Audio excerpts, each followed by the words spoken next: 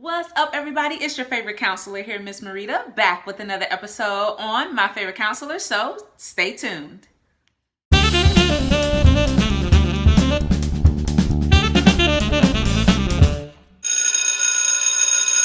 What's up, everybody? Welcome back to my channel, and today's episode is all about the SAT and the ACT. We're going to talk about some differences and similarities between the two, including how they're scored and rated. We're also going to talk about some advantages of them as well, and we're going to talk a little bit about the remaining test dates so that you're fully aware of when you can register. So stay right here.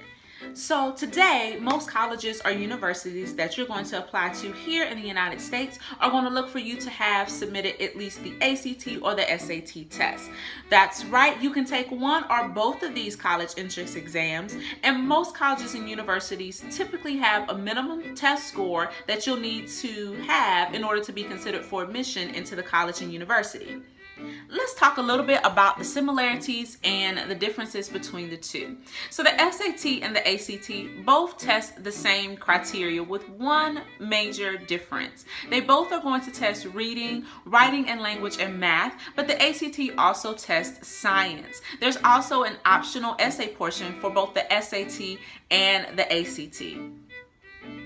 So many of you may believe that a college prefers one test over the other test, but that's not true. Again, either one will make you eligible for admission into a college or university should you meet the minimum requirements. And some colleges and universities actually don't have minimum requirements, instead wanting to take a holistic view at all that you have to offer outside of just the standardized testing scores.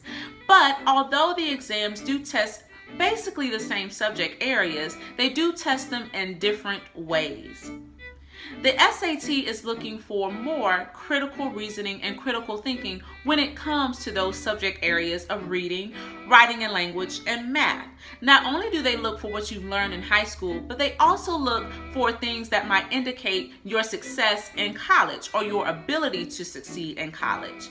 The ACT is a little bit more of focusing on what you're actually learning in high school at this present time. So it's not as much critical reasoning and critical thinking as the SAT is. So if you know that that's not the strongest area, the ACT may be better for you.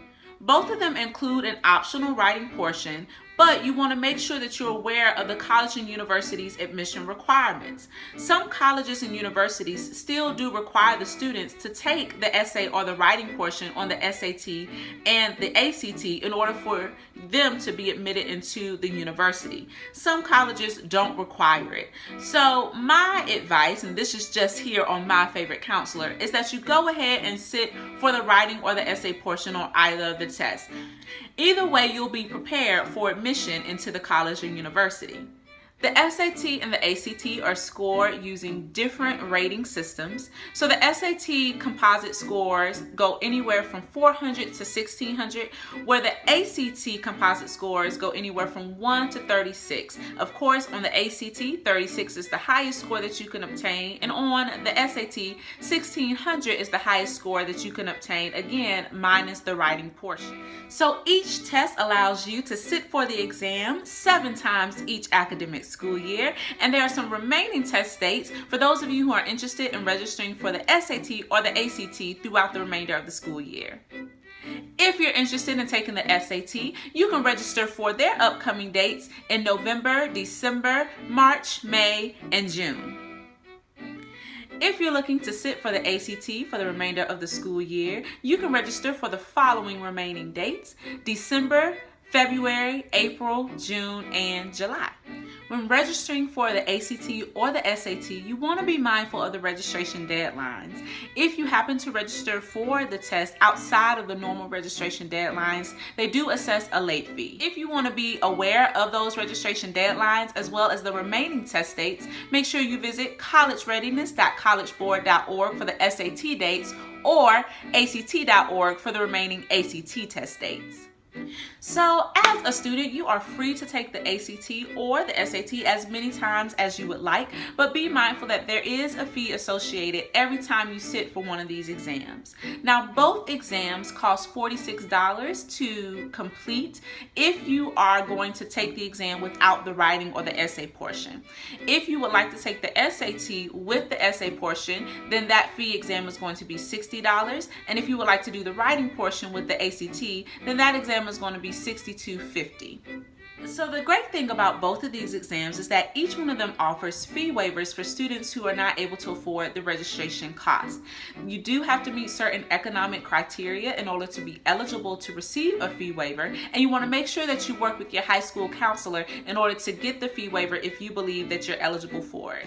All right, guys, so that is it for this episode of The Counselors In here on My Favorite Counselor, and I hope that it was truly beneficial to you. I may actually do a part 2 because there is so much information for each one of these tests alone. So I may do a part 2 just depending on what you say and what you need. Be sure to email me at myfavoritecounselor@gmail.com. That is my FAVOURITE counselor@gmail.com for any questions that you have regarding the SAT or ACT test or any subject that we've covered here or any subject that we haven't covered here yet on My Favorite Counselor, and I'll be sure to answer your question, and who knows, you just might see it here on the Counselor's Tape. Also, make sure that you like, that you comment, that you subscribe, and that you share this video with those who you think it might be most beneficial to. You already know how we do here on My Favorite Counselor. Listen, say it with me. If you ain't talking about college, you already know.